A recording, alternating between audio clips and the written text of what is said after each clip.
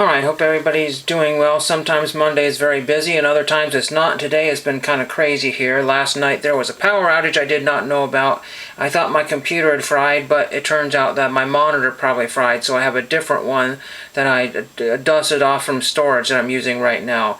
Not my first choice here, but you know, a monitor is, if you don't have one, then just take the first one you have. So there is that one there. There was a crazy greeting card I found the other day. Can't get used to this wireless technology. The birds are floating in the air without the wires. And then there is, it says, "What happened to you? I lost my connection. Happy birthday." I just thought that was a very funny card there. Very cool. It's put out by Design. Very funny there.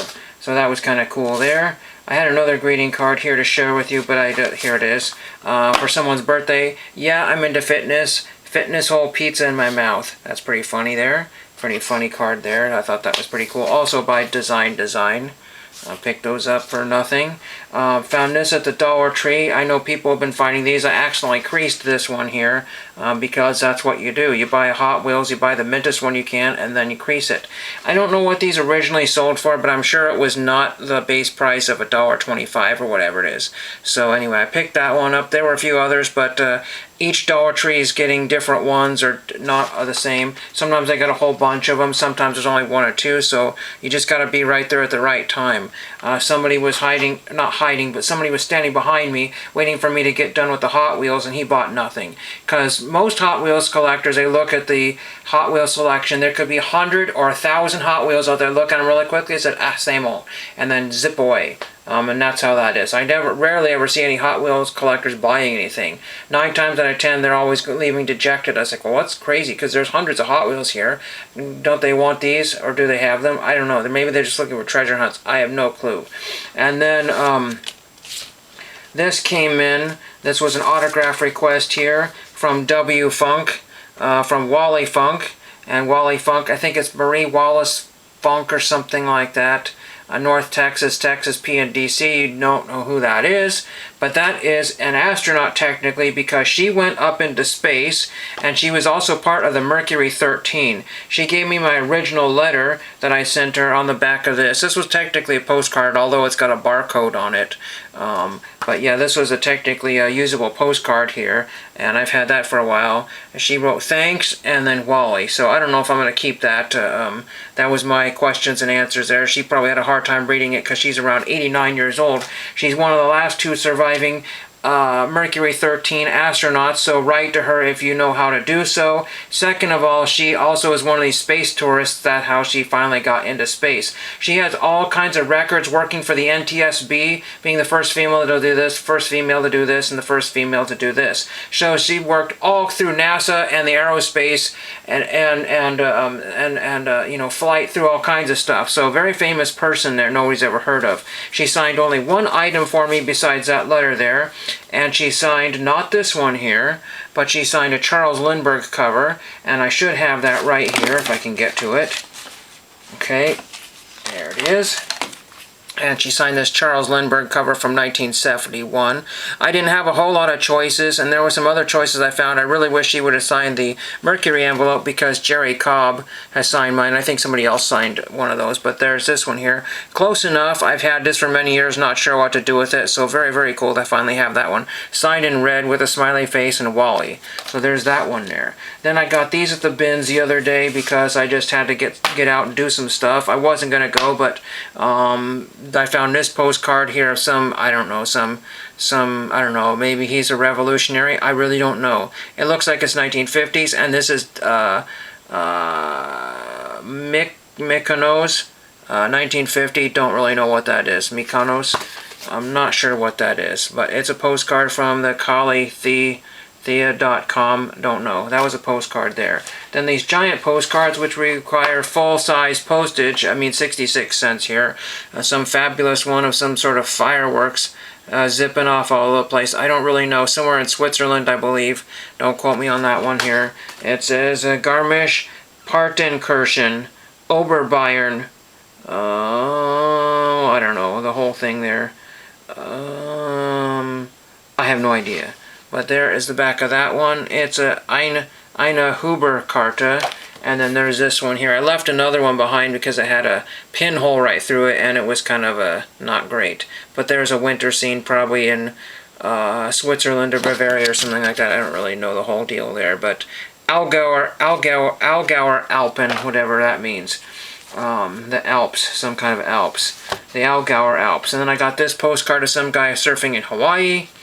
And then there's a rip on the back. It looks like that's where a price tag was, and they ripped the card there, so no big deal there. I'm not sending anything out to Hawaii. I don't need to. Found this as well. This is Modoc Area Council. I keep finding scout badges. It's very unusual. I can go for a dry spell for like 3 years finding no patches, and then all of a sudden 2 or 3 trips in a row I get patches. That's insane. Modoc Area Council. That's out of Oregon. This is from the 60s or 70s, anywhere between the 50s and the 70s.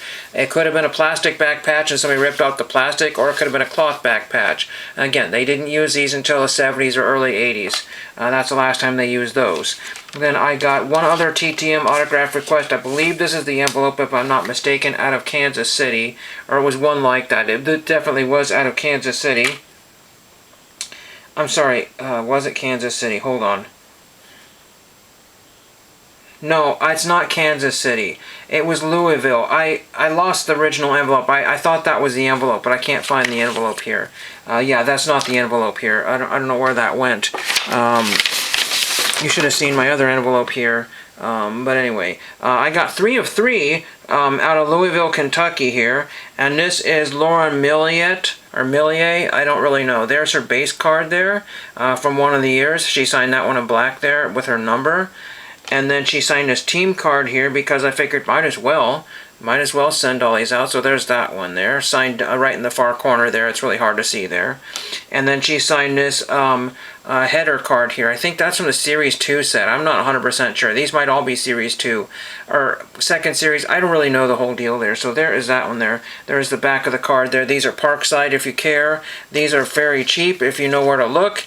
Sometimes you can get lots for much cheaper. I got a whole team set for next to nothing.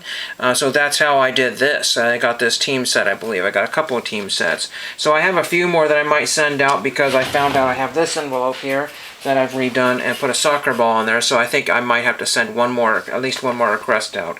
The back, unfortunately, is not so great, but anyway, there is that one. And then I wanted to share with this to you. This is my cereal boxes. The cereal is not important as much as the fact is they're cheating you at the grocery store. So this exact same box here, exact same box, or so you think.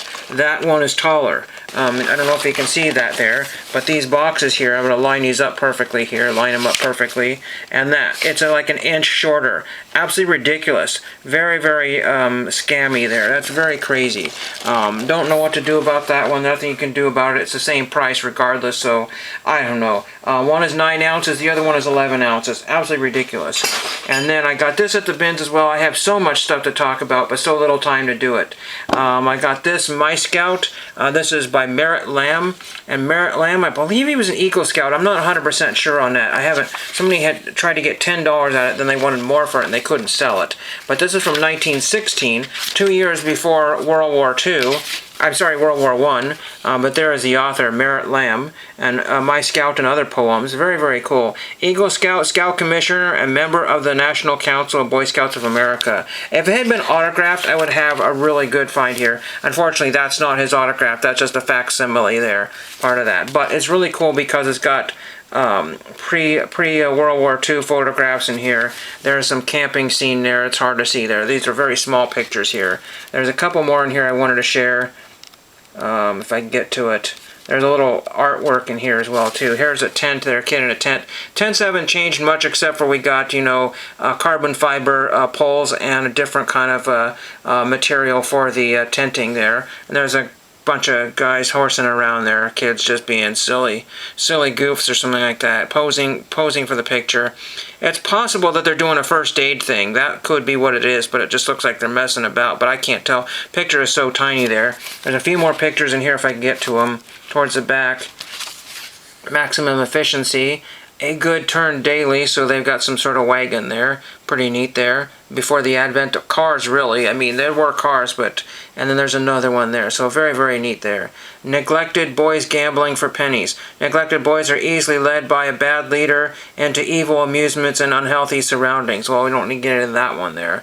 But they can be tricked into doing silly things there. And then directed and boys in clean, vigorous scout life. Directed boys are easily led by a good leader into proper amusements and healthful surroundings. So stay out of the bad part of YouTube, I guess, and then, you know, just watch the good videos, TTMs, right? No, I'm just kidding. So there's that one there. I think that's all I have. Again, it's weird having a different monitor, but that's all. Oh yeah, and then there was this other thing here. I'm trying to get 1 or 2 more signs for my collection here, and what's crazy here is that you got all these street signs here, and these are all reproductions, but none of them are listed as such in the listing. So they say brand new sometimes.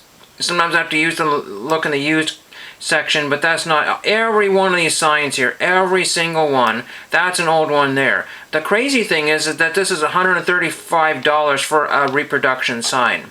Then we have another one here, you know, $78 for a reproduction sign.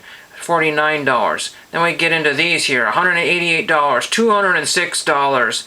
You know, that one's some junk thing there. I don't know what that is there. Just a cheapo sign here. But again, these signs are $197. These are actually more than some of the signs that you can get authentically. Not this particular exact sign here. And that's a smaller vintage one there. I don't know. But again, you're paying a lot for reproduction signs. Get the real thing. And unfortunately, I have to go through pages and pages and pages of reproduction signs only to find 4 or 5 real ones. It's absolutely ridiculous.